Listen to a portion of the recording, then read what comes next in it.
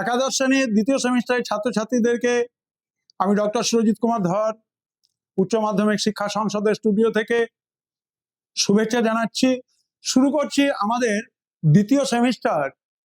যারা এখন একাদশ শ্রেণীর প্রথম সেমিস্টার সফলভাবে দিয়েছ সেই সমস্ত ছাত্রছাত্রীদের জন্য। আমরা সবাই জানি যে ভারতবর্ষ প্রাচীনকালে বিশেষভাবে গুপ্ত যুগে তার কৃতিত্বের স্বাক্ষর রেখেছিল। আমরা গুপ্ত যুগে আর্যভট্ট, বরাহমিহির, ব্রহ্মগুপ্ত এই ধরনের প্রথিতযশা বিজ্ঞানীদের নাম শুনেছি। ভারতবর্ষের স্বাধীনতার পর প্রথম কৃত্রিম উপগ্রহ সেটাও কিন্তু আর্যভট্টের নামে। এই আর্যভট্ট গুপ্ত যুগের ফসল। আমরা দেখতে পাই গুপ্ত যুগ ভারতবর্ষের ইতিহাসে সুবর্ণ যুগ, ধ্রুপদী যুগ, দ্য ক্লাসিক্যাল এজ হিসেবে চিহ্নিত। আর্যভট্ট প্রথম ব্যক্তি যিনি কিনা বছরে 365 দিন আছে, সূর্যগ্রহণ, চন্দ্রগ্রহণ, আহ্নিক গতি এই ধারণাগুলো পৃথিবীর কাছে পৌঁছে দিয়েছিলেন। এবং আর্যভট্টের লেখা বিখ্যাত গ্রন্থ আর্যভটীয়তে আমরা তার বিস্তারিত বিবরণ পাই। আমরা জানি বরাহমিহিরের কথা, যে বরাহমিহির পঞ্চসিদ্ধান্তিকা বলে একটি গ্রন্থ লিখেছিলেন। সিদ্ধান্তিকা অর্থাৎ ন্যারেটিভস রয়েছে 5টি বই: সূর্য সিদ্ধান্ত, পৈতমহ সিদ্ধান্ত, রোমক সিদ্ধান্ত, বশিষ্ঠ সিদ্ধান্ত। এই যে 5টি বই, এই 5টি বইকে একত্রে বলা হয় পঞ্চসিদ্ধান্তিকা। বরাহমিহির লিখেছিলেন বৃহৎ সংহিতা, এবং তিনিও ছিলেন এক বিখ্যাত জ্যোতির্বিজ্ঞানী। আমরা নাম পাবো ব্রহ্মগুপ্তের, যার লেখা বিখ্যাত গ্রন্থের নাম ব্রহ্মস্ফুট। এবং সেখানে এই 3 প্রথিতযশা মনীষী প্রাচীন ভারতবর্ষ থেকে পৃথিবীকে আলো দেখিয়েছিলেন। শুরু করছি তোমাদের জন্য দিগন্তের প্রসার, এক্সপ্যান্ডিং হরাইজন।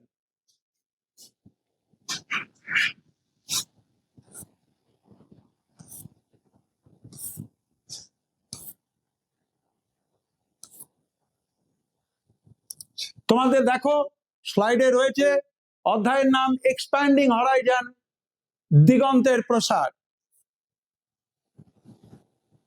আমরা দেখলাম এই অধ্যায়ের হাইলাইট: বৈজ্ঞানিক বিপ্লব, অপরসায়ন বিদ্যা বা অ্যালকেমি, আধুনিক বিজ্ঞানের বীক্ষণাগার, ডাইনি, উইচক্রাফট, দ্যাট ইজ উইচক্রাফট। তোমাদের অধ্যায় নতুন এটা ইন্ট্রোডিউস হয়েছে। শালিক ল, মুর, উইচ হান্ট, গোয়েন্সের শহীদ, কোপারনিকাসের বিপ্লব, কেপলারীয় দূরবীন, টর্ডিসিল্লাসের চুক্তি, ঝড়ের অন্তরীপ, উত্তম আশা অন্তরীপ, নতুন বিশ্ব, দক্ষিণ মহাসাগর, কারিগরি বিপ্লব, রোটেশন প্রথা, সামরিক বিপ্লব, ট্রেস ইতালিয়ান, জাইলোগ্রাফি, পার্চমেন্ট, ইউকিও মুদ্রণ শৈলী, ওয়াসি, মুদ্রণ বিপ্লব। সুতরাং আমরা শুরু করছি আমাদের আজকে যে পরিভাষা, গ্লসারি বা টার্মিনোলজি ইতিহাসে প্রচলিত রয়েছে সেগুলো নিয়ে আলোচনা এবং তার ব্যাখ্যাতে আমরা আসছি। প্রথম হচ্ছে বৈজ্ঞানিক বিপ্লব। বিজ্ঞানের দৌলতে দিগন্ত উন্মুক্ত হয়েছে, দিগন্ত প্রসারিত হয়েছে, বিজ্ঞানের ক্ষেত্রে আবিষ্কার হয়েছে। কি আবিষ্কার হয়েছে? অপরসায়ন বিদ্যা, অপরসায়ন বিদ্যা বা অ্যালকেমি। আমরা এই যে অ্যালকেমি শব্দটা, এই শব্দটা কিন্তু মিশরীয় শব্দ, মূলত খেমিয়া, এবং আরবদের হাত ধরে সেটা হচ্ছে আলকেমিয়া, আলকেমিতে পরিণত হচ্ছে। এই হচ্ছে আমাদের অপরসায়ন বিদ্যা, এবং এই অপরসায়ন বিদ্যা থেকে আমরা আধুনিক বিজ্ঞানের বীক্ষণাগার ল্যাবরেটরি অফ মডার্ন সায়েন্স, সেখানে প্রবেশ করব, রসায়নবিদ্যাতে প্রবেশ করব, কেমিস্ট্রিতে প্রবেশ করব। আমরা জানি যে চিকিৎসা বিদ্যায় এই রসায়নকে প্রয়োগ করা হচ্ছে। চিকিৎসা বিদ্যায় রসায়নকে প্রয়োগ করা হচ্ছে কিভাবে আমরা নতুন বিশ্ব আলোচনায় বলবো। সেটা হচ্ছে যখন আমেরিকা মহাদেশে আমেরিকা ভেসপুচি গেলেন, ক্রিস্টোফার কলম্বাস গেলেন, বিশেষভাবে আমরা কলম্বাসের কথা বলবো। তিনি একটা ছোঁয়াচে যৌন রোগে আক্রান্ত হয়েছিলেন, তার নাম হচ্ছে সিফিলিস। এবং তখনকার দিনে অপরসায়ন বিদ্যার মাধ্যমে তিনি নিজেকে রিকভারি করার চেষ্টা করেছিলেন। তিনি সেখানে সীসা এবং অ্যান্টিমনির প্রয়োগের মধ্য দিয়ে তিনি কি করেছিলেন, চিকিৎসা করেছিলেন। এই মধ্যযুগের শেষের দিকে যারা খনিতে কাজ করতো, যে সমস্ত মহিলারা, তারা তাদের শরীরের উজ্জ্বল গঠন, উজ্জ্বল বর্ণ বজায় রাখার জন্য ব্যবহার করতো আর্সেনিকের। যদিও আজকে প্রত্যেকটি শিশু, প্রত্যেকটি শিক্ষিত মানুষ, স্কুল কলেজের পড়ুয়া ছেলে মেয়েরা জানে যে আর্সেনিক দূষণের ফল কি হতে পারে। কিন্তু একটা সময় এই রাসায়নিক, অর্থাৎ আমি বলছি যে আমাদের যার কথা বললাম, মানে মেয়েদের শরীরে উজ্জ্বল রং বজায় রাখার জন্য এমন একটা বিষাক্ত আর্সেনিককে প্রয়োগ করা হচ্ছে, যেটা কিন্তু সেই আমলে হয়তো যুক্তিসঙ্গত ছিল, আজকের যুগের বিচারে কিন্তু এটি প্রাসঙ্গিক নয়। সুতরাং এগুলো কিন্তু আমাদের দিগন্তের প্রসারের মধ্যে আসবে।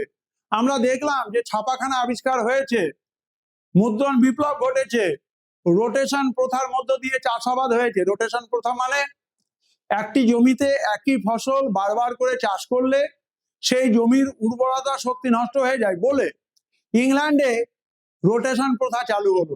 একই জমিতে গমের চাষ, একটা নির্দিষ্ট সময় পরে সেখানে শালগম, বিট, মূলো চাষ, এবং এর মধ্য দিয়ে ওই জমিতে এই সবজিগুলো চাষের মধ্য দিয়ে নাইট্রোজেনকে সংশ্লেষ করা হচ্ছে। নাইট্রোজেন সমৃদ্ধ যে ব্যাকটেরিয়াগুলো রয়েছে সেগুলো জমির উর্বরতা শক্তি বৃদ্ধি করছে। এবং এই রোটেশন প্রথায় চাষের মধ্য দিয়ে ইংল্যান্ড কিন্তু কৃষিক্ষেত্রে বিপ্লব এনেছিল, যার জন্য এটার নাম হচ্ছে বৈজ্ঞানিক বিপ্লব।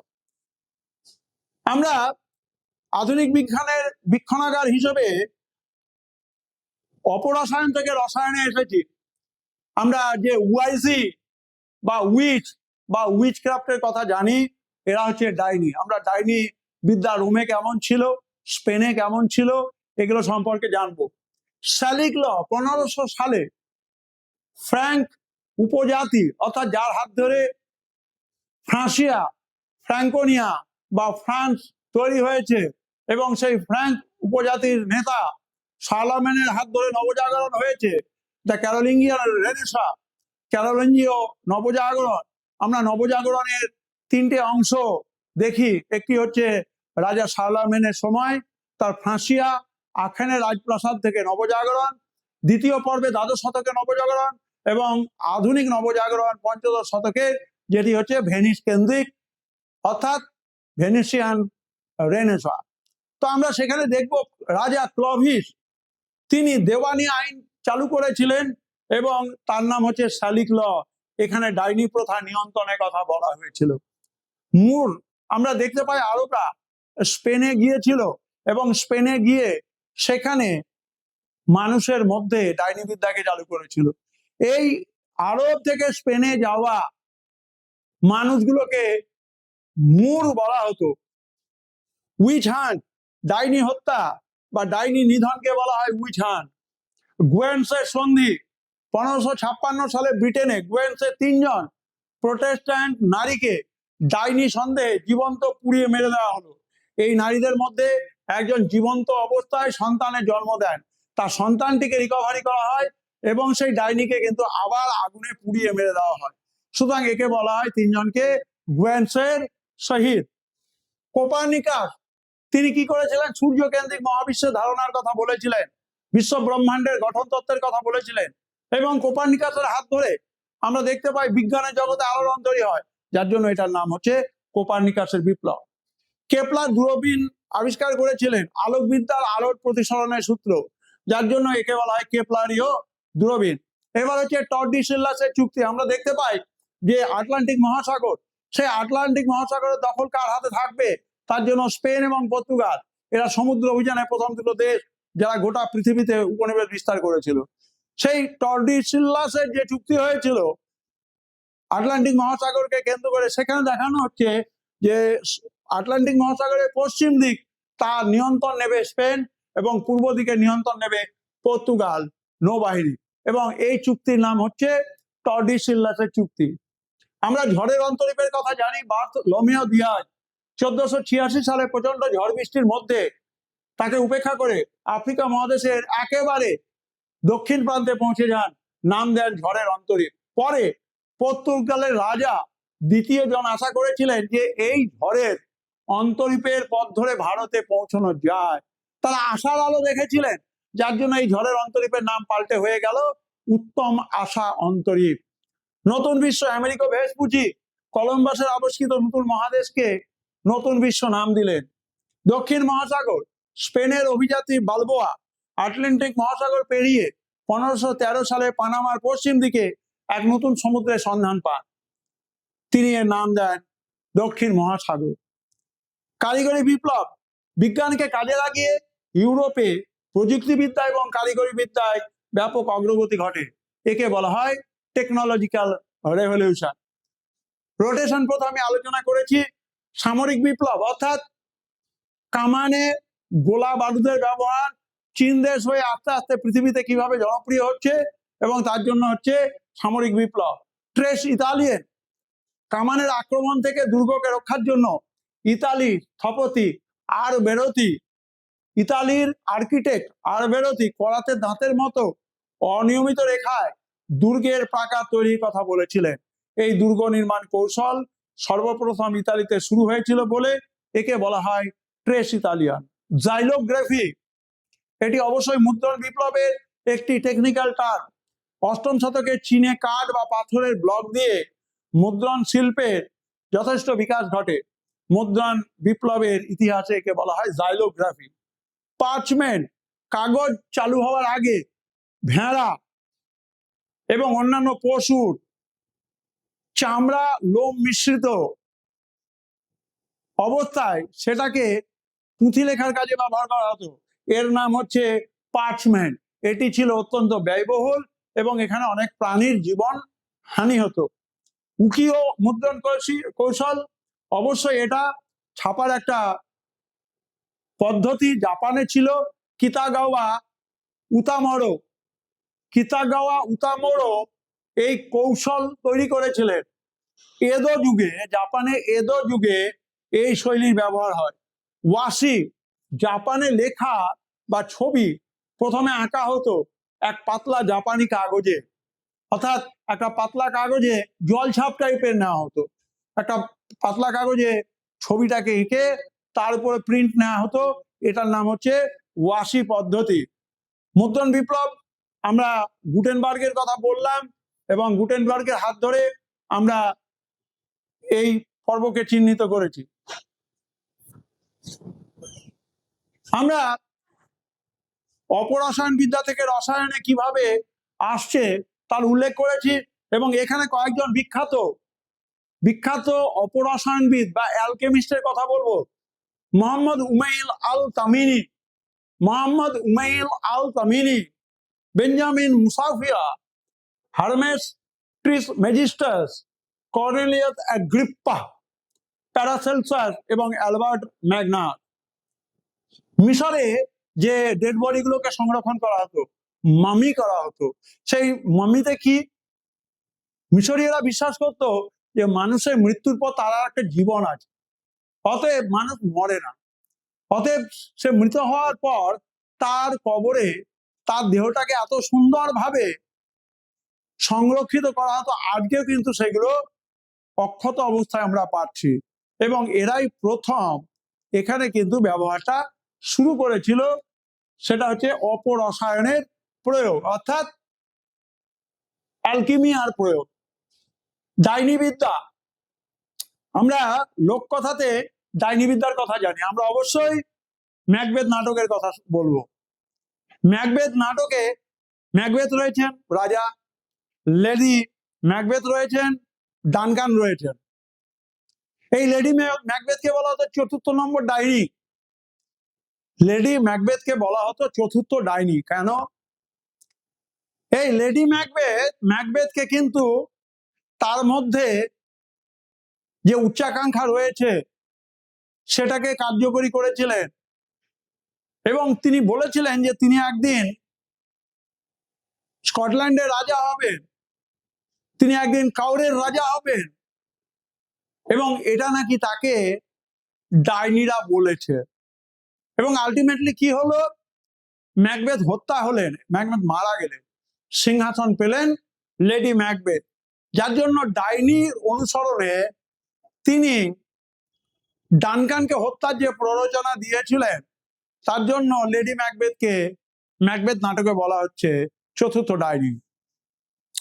তো আমরা ডাইনি বিদ্যা বা উইচক্রাফট, সেই উইচ হচ্ছে ইংরেজি শব্দ উইজি থেকে এসেছে, যার অর্থ হচ্ছে ফিমেল ম্যাজিশিয়ান।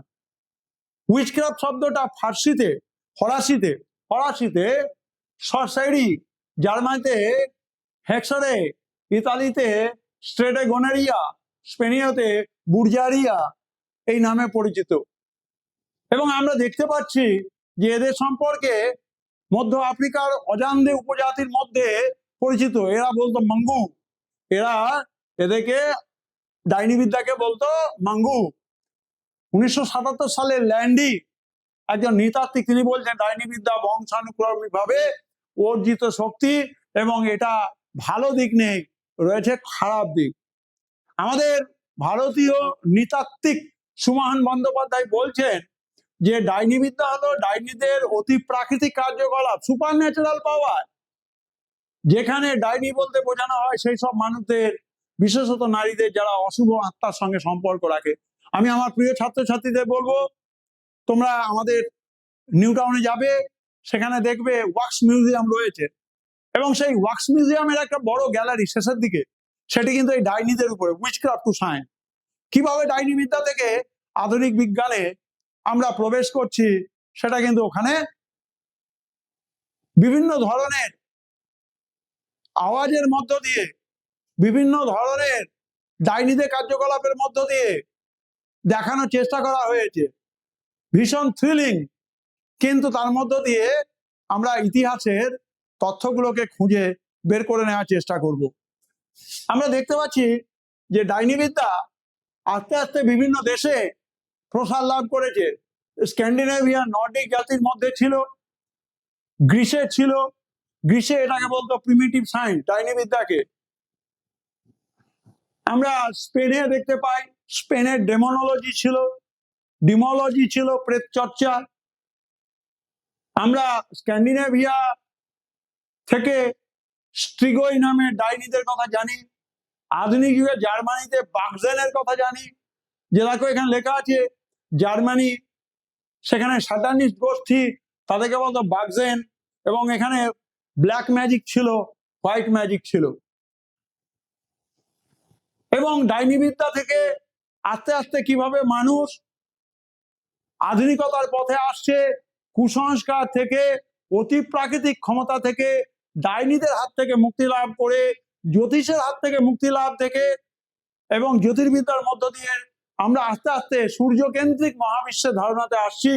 সেখানে আমরা দেখব যে অবশ্যই আমাদের ভারতীয় থেকে শুরু করে ইউরোপীয়দের কথা বলবো। আমরা পরে আলোচনাতে আসব যে ভারতবর্ষে এবং গোটা পৃথিবীতে কিভাবে আধুনিক বিজ্ঞান চর্চার সূচনা হয়েছে, আধুনিক বিজ্ঞান চর্চার জয়যাত্রা হয়েছে, এবং দিগন্তের প্রসার আরো বেশি উন্মুক্ত হয়েছে, ভৌগোলিক আবিষ্কার হয়েছে, বিশ্ব দখলের প্রতিযোগিতা এসেছে, এবং আমরা সেখানে মানচিত্রের মধ্য দিয়ে কোনো দেশ অন্য দেশ যে দখল করেছে, কোন সালে দখল করেছে, এবং সেই দেশের নাম কি, তার পূর্ণাঙ্গ তথ্য তোমাদের কাছে তুলে ধরবো। কত অজানারে জানাইলে বন্ধু, কত অচেনারে দিলে ঠাঁই, দূরকে করেছো নিকট বন্ধু, পরকে করেছো ভাই। দিগন্তের প্রসার ভৌগোলিক আবিষ্কারের মধ্য দিয়ে, যে মার্কো পোলোর গল্প শুনতে শুনতে বিমোহিত হয়ে সেদিনের শিশু পরে হয়েছিল ভৌগোলিক অভিযানের সঙ্গী। ভৌগোলিক আবিষ্কার এবং সমুদ্র অভিযানে যে দুটো দেশ সবার আগে এগিয়ে, একটির নাম পর্তুগাল আর একজন হচ্ছে স্পেন। পর্তুগাল এবং স্পেন, অবশ্যই পর্তুগালের রাজা রানী, স্পেনের রাজা রানী, রাজপরিবারের সক্রিয় ভূমিকা, সক্রিয় পৃষ্ঠপোষকতা ছিল বলে এই ভৌগোলিক অভিযান, সমুদ্র অভিযান সম্ভব হয়েছে। তৈরি হয়েছে টর্ডিসিল্লাসের চুক্তি। আটলান্টিক মহাসাগর সেটি কার দখলে থাকবে? স্পেনের দখলে থাকবে না পর্তুগালের দখলে থাকবে? এর জন্য কি হয়েছে? একটি চুক্তি হয়েছে এবং আটলান্টিক মহাসাগরকে দুটো জায়গাতে ভাগ করে দেওয়া হয়েছে।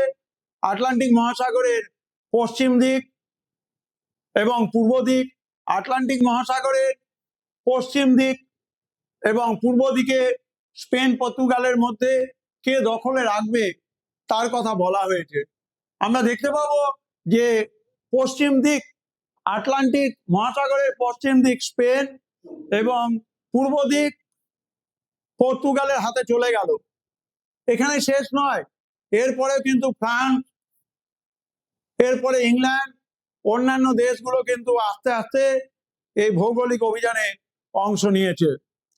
হল্যান্ড অংশ নিয়েছে, যার জন্য আমি কবিগুরুর একটা বিখ্যাত কথা দিয়ে শুরু করলাম যে অচেনাকে চেনা, অজানাকে জানা, অদেখাকে দেখার দুর্নিবার আকর্ষণ মানুষকে হাতছানি দিয়েছে। এবং সেই হাতছানিতে আমরা দেখলাম স্পেন পর্তুগাল শুরু করলেও হল্যান্ড, ইংল্যান্ড, ফ্রান্স পাল্লা দিতে শুরু করেছিল। এবং আমরা দেখলাম যে বুল জারি হয়েছিল। সমুদ্র অভিযানে স্পেন পর্তুগালের মধ্যে বিরোধ দেখা দিলে পোপ ষষ্ঠ আলেকজান্ডার একটি বুল বা নির্দেশনামা জারি করেন এবং সেখানে ভাগ করে দেওয়া হয় এবং মীমাংসা চুক্তি হয়েছিল, তার নাম হচ্ছে টর্ডিসিল্লাসের চুক্তি। পশ্চিম দিক স্পেন পেল, পূর্ব দিক পর্তুগাল পেল। এবং এই যে পর্তুগাল যে এই ধরনের সমুদ্র অভিযান করতে পেরেছিল, সেই পর্তুগালের সমুদ্র অভিযানের পিছনে কি কি কারণ গুরুত্বপূর্ণ ছিল অবশ্যই মনে রাখতে হবে। রাজাদের পৃষ্ঠপোষকতা সেই আমলে না থাকলে এই ভৌগোলিক অভিযান করা কখনোই সম্ভব হতো না। আমরা দেখলাম যে অনুকূল ভৌগোলিক পরিবেশ ছিল, দেশে শান্তি সুস্থিতির পরিবেশ, পলিটিক্যাল অ্যাটমসফিয়ারটা ভালো ছিল। তারপর হচ্ছে নৌ প্রযুক্তির দক্ষতা, যে সমস্ত নাবিকরা সমুদ্র অভিযানে যাচ্ছেন তাদেরকে সমুদ্র অভিযানে পারদর্শী করে তুলবার জন্য আমরা যুবরাজ হেনরি, নাবিক হেনরি, ইনফ্যান্ট্রি হেনরি কথা বলবো, যিনি তার তত্ত্বাবধানে সাগ্রসে একটি নৌ প্রশিক্ষণ বিদ্যালয় গড়ে তুলেছিলেন।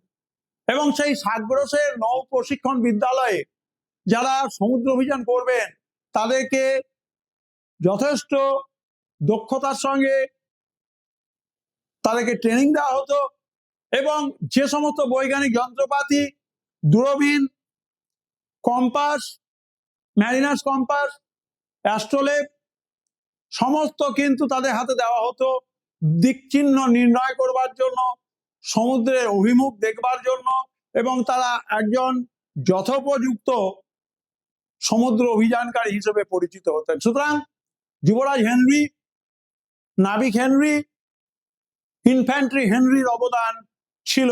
মানে আমি বলতে চাইছি তৎকালীন যারা শাসক, যারা রাজা, তাদের একটি গুরুত্বপূর্ণ ভূমিকা এখানে ছিল। এবারে হচ্ছে প্রতিদ্বন্দ্বীহীনতা। যেহেতু পর্তুগাল এবং স্পেন প্রথমে শুরু করেছিল, প্রতিযোগিতা কম ছিল, অতএব তারা সমুদ্রের উপর দখল খুব সহজেই নিতে পেরেছিল। আরেকটি বড় উদ্দেশ্য ছিল যে যেহেতু এই দেশগুলো ছিল খ্রিস্টান প্রভাবিত, সুতরাং তারা চেয়েছিল ইসলামের যে জয়যাত্রা হচ্ছে সেই ইসলামের জয়যাত্রা 1453 থেকে ইসলামের জয়যাত্রা 1453 থেকে প্রচন্ড ভাবে বেড়ে গিয়েছিল। গোটা পৃথিবীতে মুসলিমরা দখল নিতে শুরু করেছিল এবং এদেরকে আটকানোটাই কিন্তু খ্রিস্টান ধর্মের কাছে একটা গুরুত্বপূর্ণ বড় ব্যাপার ছিল। এবং এই জায়গাতে রাজকুমার হেনরি তিনি গুরুত্বপূর্ণ ভূমিকা নেন। রাজকুমার Henry, Diogo Cao, Bartolomeu Dias, Vasco da Gama, অবশ্যই আমরা জানি আমাদের ভারতবর্ষে কালীঘাটে এসে পৌঁছেছিলেন 1498 সালে। অ্যালবুকার্ক 1509, যিনি ব্লু ওয়াটার পলিসি চালু করেছিলেন। ক্যাব্রাল, এরা ভৌগোলিক অভিযানে সাফল্য এনে দিয়েছিলেন।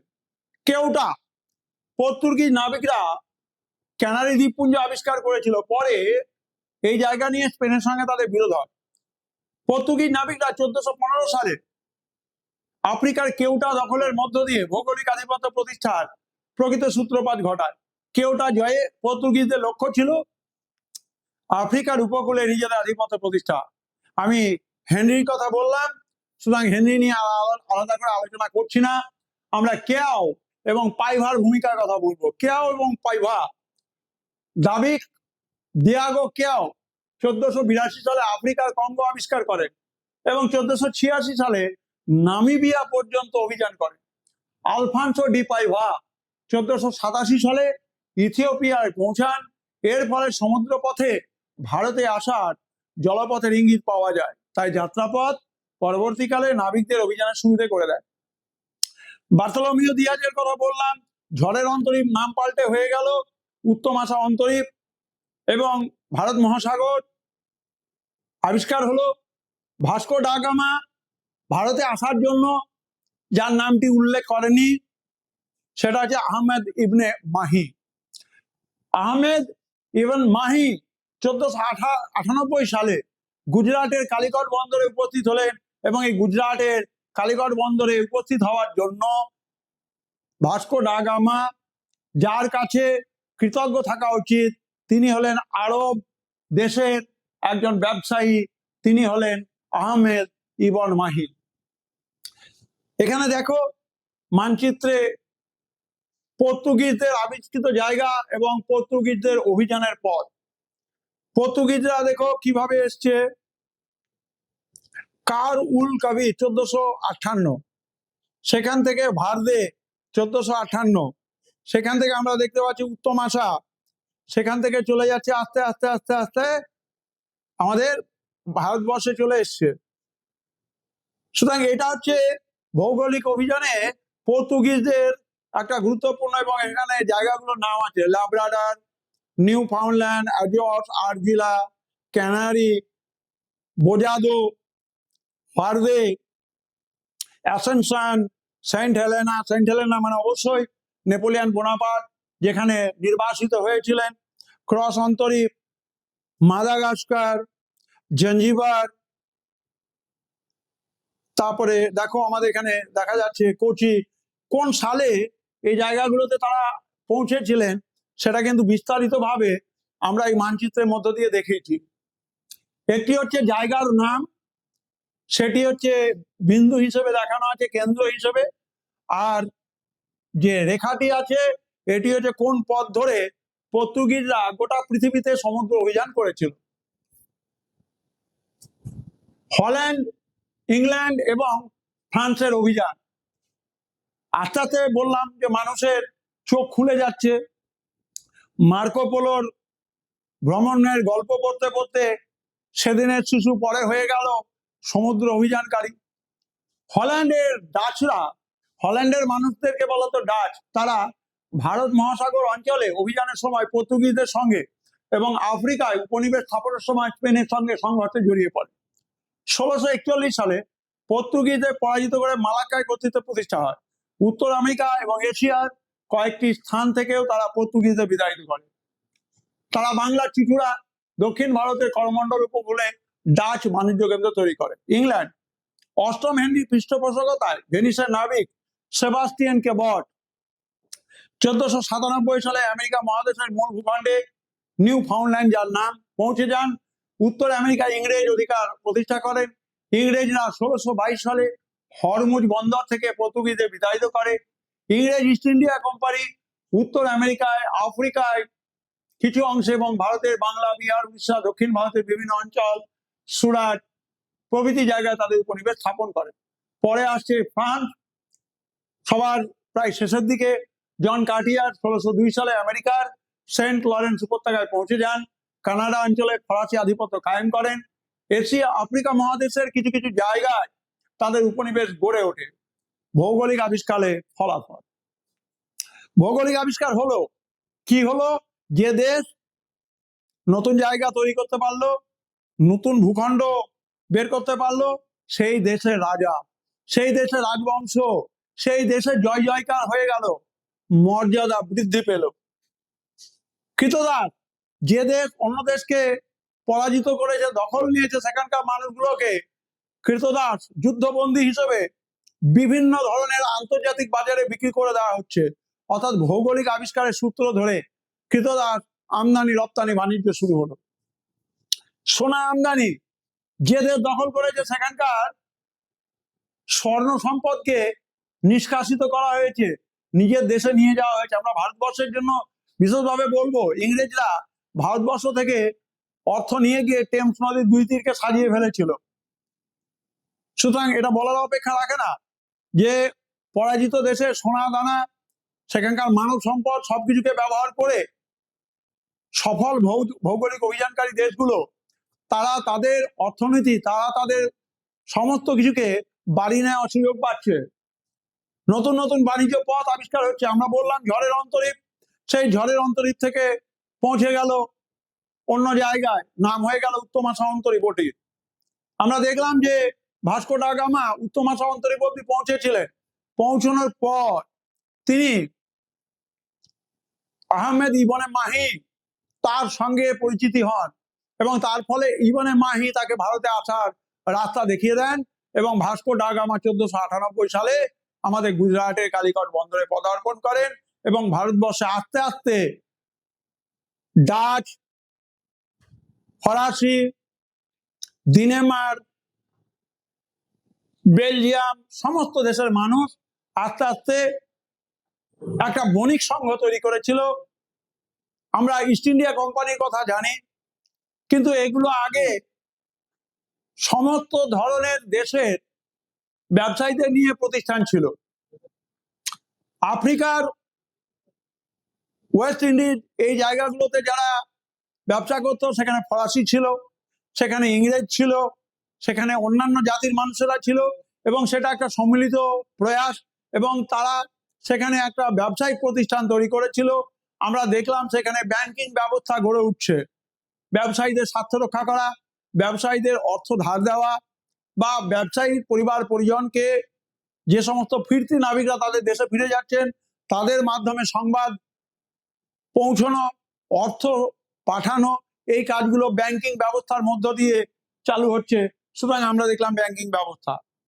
ইতালির যে এক সময়কার রমরমা ব্যবসা বাণিজ্য ছিল, ভূমধ্যসাগর কেন্দ্রিক যে ব্যবসা বাণিজ্য ছিল, সেই ইতালির ব্যবসা বাণিজ্য ক্ষতিগ্রস্ত হচ্ছে এবং ইতালির ভেনিস, জেনোয়া, ফ্লোরেন্স এই জায়গাগুলো বাণিজ্যিক প্রাধান্য এবং গুরুত্ব হারাচ্ছে।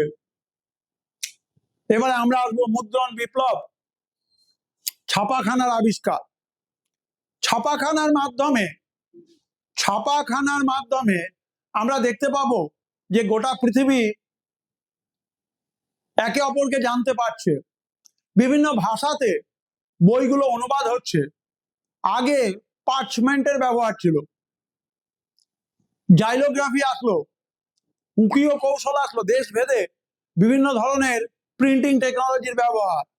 ওয়াশি পদ্ধতি আসছে। ওয়াশি পদ্ধতি মানে হচ্ছে একটা কাগজের উপরে ছবির ছাপ নিয়ে সেটাকে ব্লক হিসেবে মুদ্রিত পুস্তকে ব্যবহার করা।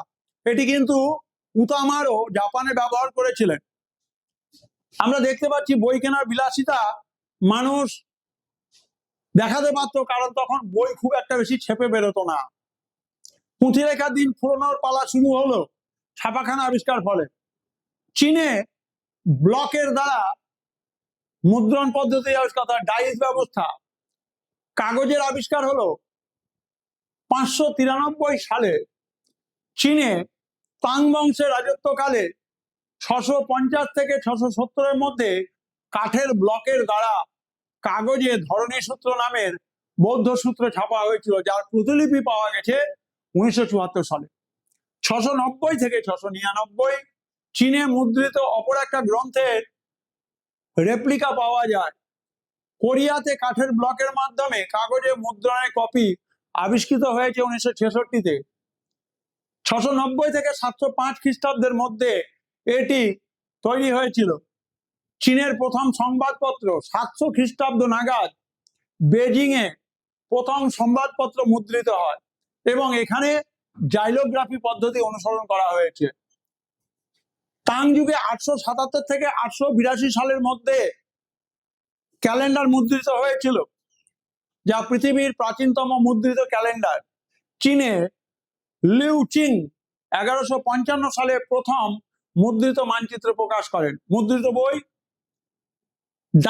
ডায়মন্ড সূত্র বৌদ্ধ গ্রন্থের অনুবাদ 868 খ্রিস্টাব্দে চীনে হয়েছিল। এটি প্রথম মুদ্রিত বই। এটি ব্রিটিশ মিউজিয়ামে এখন রাখা আছে। টাইপের ব্যবহার চীনে বিশেং 1040 থেকে 1041 সালে প্রথম ব্যবহারযোগ্য পৃথক পৃথক টাইপের আবিষ্কার করে। চীনে ছাপার কাগজে পোড়া মাটি কাঠের ব্লকের ব্যবহার ত্রয়োদশ শতকে বৃদ্ধি পায়। কাগজের আবিষ্কার, পার্চমেন্টের মধ্য দিয়ে প্রচুর প্রাণীর জীবন নষ্ট হচ্ছিল বলে 300টি ভেড়া এবং 140টি বাছুরের চামড়া দিয়ে পার্চমেন্ট তৈরি হতো এবং এই পার্চমেন্টে প্রথম দিকে বাইবেল গুলোকে লেখা হতো। পরবর্তীকালে প্রিন্টিং টেকনোলজি, প্রিন্টিং রেভলিউশনের মাধ্যমে যখন কাগজের আবিষ্কার হয়ে গেল চীন দেশে, তখন আমরা প্যাপিরাস যাকে বলা হতো, এবং এই প্যাপিরাস শব্দটা আমরা মিশরে প্রথম দেখতে পাই এবং এই প্যাপিরাস শব্দটি পরিবর্তিত হয়ে পেপারে রূপান্তরিত হয়েছে এবং পেপার মানে হচ্ছে কাগজ। কাগজের প্রচলন চীনে ছেঁড়া কাপড় এবং উদ্ভিদ তন্তু তুঁত গাছের ছাল মিশিয়ে কাগজ তৈরি কৌশল হলো। দ্বিতীয় শতকে চীনে প্রথম কাগজ তৈরির প্রযুক্তি আবিষ্কৃত হলে মুদ্রণ শিল্পে পরিবর্তন আছে। অষ্টম শতক থেকে চীনে কাগজ তৈরির কৌশল আরবে পৌঁছে যায়। আরব থেকে দ্বাদশ ত্রয়োদশ শতকে সেটি গোটা ইউরোপে চলে আসে। কাগজের উপর মুদ্রণ শুরু হলে মুদ্রণ ব্যয় অর্থাৎ প্রিন্টিং কস্ট কমে যায়, ফলে প্রিন্টিং বুকসের মূল্য কমে গেলে বইয়ের চাহিদা বেড়ে যায়, চাহিদা অনুযায়ী ছাপার পরিমাণ বেড়ে যায়। এরপরে আমরা ধাপে ধাপে দেখতে পাচ্ছি কালির ব্যবহার। আমার উদ্দেশ্য হচ্ছে তোমাদেরকে যে কিভাবে প্রিন্টিং টেকনোলজি, কিভাবে ছাপাখানা, কিভাবে এই ছাপাখানা পার্চমেন্ট থেকে পেপার হয়ে আস্তে আস্তে এটি দিগন্তের প্রসার ঘটাচ্ছে। দিগন্ত মানে মানসিক দিগন্ত, মেন্টাল ফ্যাকাল্টি, মেন্টাল হরাইজন। চ্যাপ্টারের নাম এক্সপ্যান্ডিং হরাইজন। এক্সপ্যান্ডিং হরাইজন মানে সামাজিক ক্ষেত্রে চিন্তার প্রসার, রাজনৈতিক ক্ষেত্রে চিন্তার প্রসার, সাংস্কৃতিক ক্ষেত্রে চিন্তার প্রসার, এবং এগুলো তখনই সম্ভব হয়েছিল যেহেতু আমরা দেখতে পাচ্ছি যে গোটা পৃথিবীতে একটা পরিবর্তনশীল প্রেক্ষাপট, এক দেশ আরেক দেশ দখল করছে, আস্তে আস্তে মানব সম্পদের ব্যবহার হচ্ছে এবং ধীরে ধীরে দেশ দখলের প্রতিযোগিতা, অর্থ সম্পদ মানব সম্পদকে ব্যবহার করবার প্রয়াস, এবং তার মধ্য দিয়ে রাজশক্তির উদ্ভব হচ্ছে। এবং এটা সম্ভব হয়েছে এই জন্যই যে বিভিন্ন ক্ষেত্রে গুরুত্বপূর্ণ আবিষ্কার হয়েছে। এবং আমরা দেখতে পাই যে এই ঘটনাটা কিন্তু কোনো একটা নির্দিষ্ট দেশের মধ্যে সীমায়িত নয়, এই ঘটনাটি গোটা পৃথিবীময় আবর্তিত হচ্ছে। গোটা পৃথিবীতে এর কিন্তু পরিব্যাপ্তি ঘটছে, যার জন্য আমাদের উচ্চ মাধ্যমিক শিক্ষা সংসদের পক্ষ থেকে যে সমস্ত বিশেষজ্ঞ শিক্ষক, অধ্যাপক, ভাইস চ্যান্সেলর যারা এই সিলেবাসের সঙ্গে যুক্ত ছিলেন, তারা এই অধ্যায়গুলোকে আগামী দিনের, আগামী প্রজন্মের ছাত্রছাত্রীদের জন্য অত্যন্ত সুন্দর, অত্যন্ত সাবলীলভাবে এবং ক্রোনোলজি মেনটেন করে, পরম্পরা অনুসরণ করে সাজিয়ে দেওয়ার চেষ্টা করেছেন, যাতে করে আগামী দিনের যারা বিশ্ববিদ্যালয় স্তর, স্নাতক স্তর, স্নাতক উত্তর স্তর, সেখানে ইতিহাস বিষয় নিয়ে পড়াশোনা করবে, গবেষণা করবে, অধ্যাপনার কাজে নিযুক্ত হবে তারা যেন একটা ক্রোনোলজিক্যাল ইতিহাসের ধারণা নিয়ে উচ্চ মাধ্যমিক শিক্ষা সংসদের প্রণীত যে পাঠ্যসূচি, উচ্চ মাধ্যমিক শিক্ষা সংসদের যে সমস্ত অনলাইন টিউটোরিয়ালস গুলো রয়েছে, যে সমস্ত প্রিন্টেড কন্টেন্ট গুলো রয়েছে, তার মধ্য দিয়ে আজকের দিনের ছাত্র, আগামী দিনের নাগরিক, আগামী দিনের যারা শিক্ষা সংস্কৃতি পরিমণ্ডলকে আলোকিত করবে তাদের জন্য ভালো ব্যবস্থা করে দিয়েছে। আজকের আলোচনায় আমরা এক্সপ্যান্ডিং হরাইজন বা দিগন্তের প্রসার এই অধ্যায়ের উপরে যে আলোচনা রাখলাম তাতে আশা করা যায় ছাত্রছাত্রীরা উপকৃত হবে, ছাত্রছাত্রীরা প্রকৃত পদ্ধতি মেনে ইতিহাসকে পড়বার সুযোগ পাবে, ইতিহাসকে জানবার সুযোগ পাবে। সব থেকে বড় কথা, আমাদের দেশে কিভাবে ভৌগোলিক অভিযানের মধ্য দিয়ে শোষণ হয়েছে, কিভাবে উপনিবেশ বিস্তার হয়েছে সে বিষয়ে ধারণা পাবে। সবাই ভালো থেকো, সবাই সুস্থ থেকো।